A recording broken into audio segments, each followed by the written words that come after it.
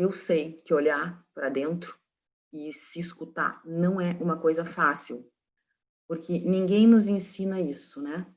Aliás, desde cedo, o que a gente aprende é que tem que escutar os outros, né, a gente tem que escutar os pais, os professores, os grupos que a gente participa, os chefes, a mídia, os ídolos, menos a gente mesmo. No Ocidente, ainda menos ainda a gente aprende a se escutar. Então, eu sei o que que muitos de vocês sentem quando ouvem que a chave ou a bússola é saber o nosso propósito, ou a nossa intenção, ou o que nos move, ou significado, seja lá o que nome a gente dá para isso, mas essa coisa que nos move, eu sei. Eu sei que vocês ficam um pouco angustiados com isso, porque eu escuto isso sempre no meu consultório ou nas minhas sessões online, né, que agora a maior parte delas acaba sendo online. E eu sei que a maioria de vocês ainda não encontrou essa resposta aí dentro, tá? O que que eu tenho para dizer para vocês, né, sobre isso? É possível encontrar. As respostas, elas não estão prontas, disponíveis, como eu já disse. Aliás, prontas no sentido de acabadas, essas respostas nunca estão, né. Mas tanto é possível a gente encontrar essas respostas que esse é um dos meus propósitos, né. Eu falei com outras palavras ali em cima, mas é ajudar as pessoas a se separarem dos outros. É um outro jeito de falar no meu propósito. Se separarem de quem? Se separarem desses outros que vivem dentro delas. Porque esses outros que vivem dentro da gente, eles fazem muita bagunça, eles gritam muito, eles fazem um blá blá blá muito grande. E às vezes fica muito difícil de a gente se escutar. Então eu faço isso. Eu, como outras pessoas que se propõem a isso, né, ajudo as pessoas a identificarem os seus sonhos, os seus desejos. Mas uma coisa muito importante é que não é só identificar o sonho, não é só identificar o desejo. Tem um passo que vai além disso e que é muito importante e que às vezes as pessoas também não conseguem dar sozinhas. As pessoas precisam se autorizar a viver isso, a colocar isso na vida. A gente pode dizer é colocar o seu navio no mar, com direção. E elas precisam se autorizar, porque se elas não se autorizam a isso, a frustração é ainda maior, porque elas sabem do sonho delas, mas elas ficam paralisadas, sabendo onde é que elas queriam chegar.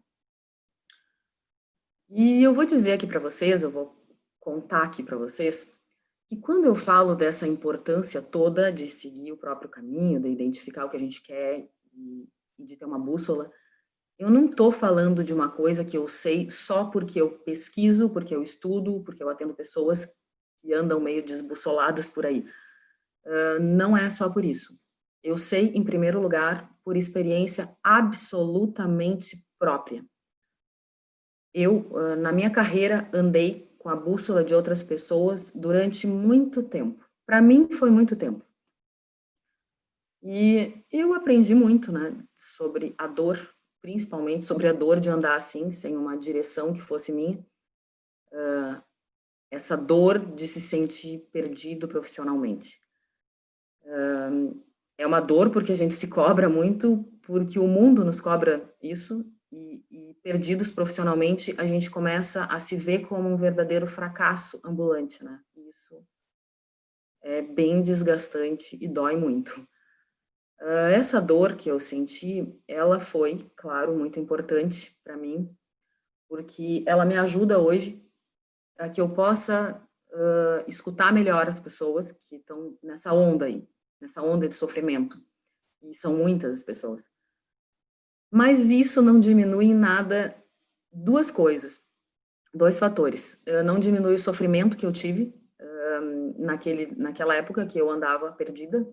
Eu tinha dores de cabeça horrorosas, me levaram para o neurologista, depois para o psiquiatra, e foi um momento muito difícil para mim, porque eu não conseguia nem nomear aquela sensação toda de fracasso que eu tinha. E quando a gente não consegue nomear uma coisa que a gente está sentindo, ela aparece no nosso corpo, para que a gente faça alguma coisa com ela. E foi isso que aconteceu comigo. Então, um dos fatores é esse.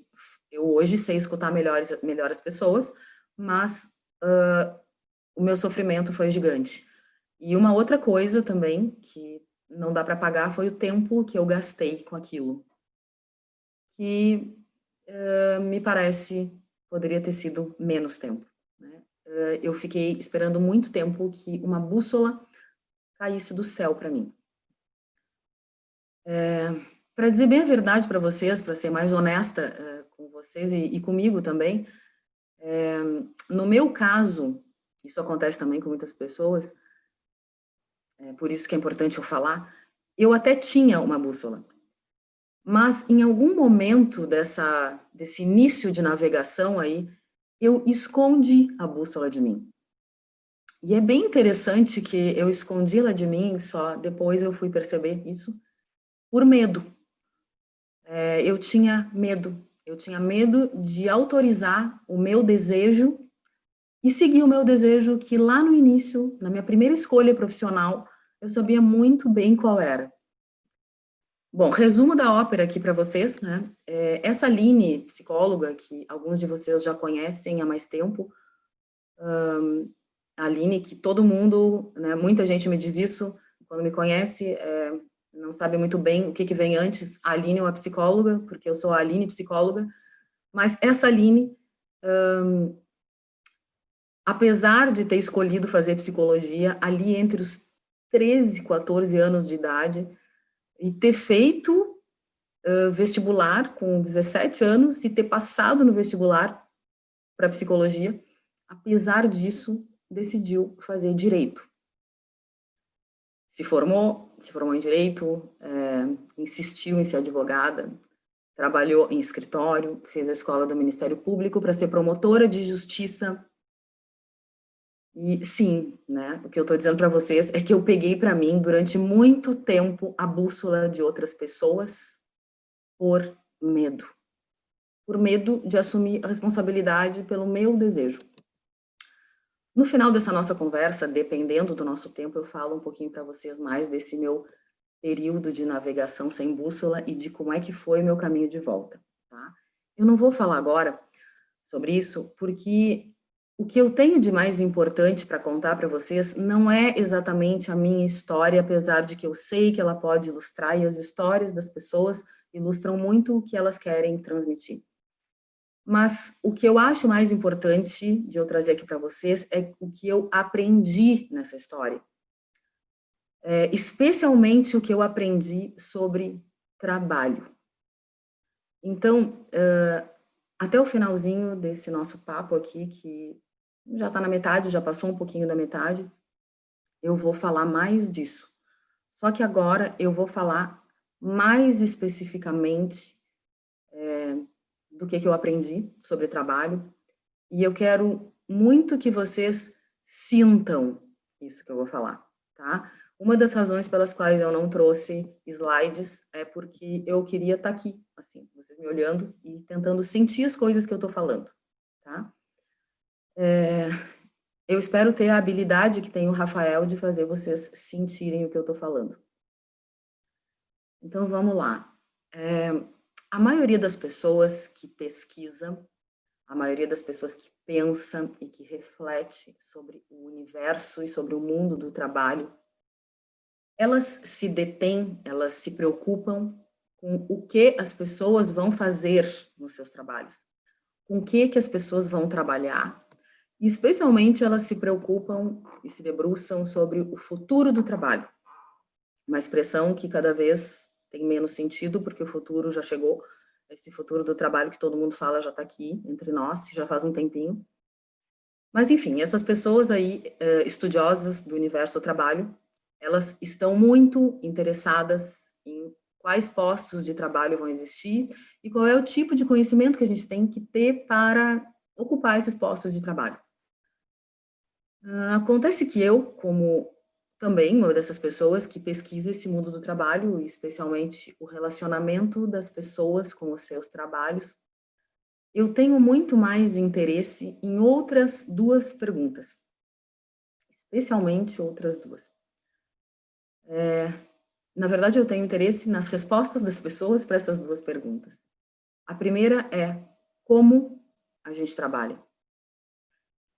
E a segunda, e mais especial ainda, é por que a gente trabalha.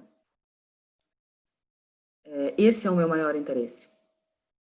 Essas perguntas dizem respeito à relação que a gente estabelece com o nosso trabalho e com a nossa carreira. E são essas as respostas que vão permitir que a gente leve um plano de carreira adiante, seja ele qual for. Essas duas perguntas, elas resumem o meu maior aprendizado sobre trabalho. A gente precisa saber por quê. E, de novo, o que eu faço é ajudar as pessoas a encontrarem seus porquês. Porque, como eu já disse, não é tão simples como pode parecer nas palestras, nas lives, nas aulas, shows que vocês veem por aí, e que vocês veem as pessoas falarem sobre os seus propósitos, os seus significados e os seus sentidos, como se elas já tivessem nascido com aquilo e aquilo tivesse super disponível para elas, aquela pergunta, aquela resposta, enfim.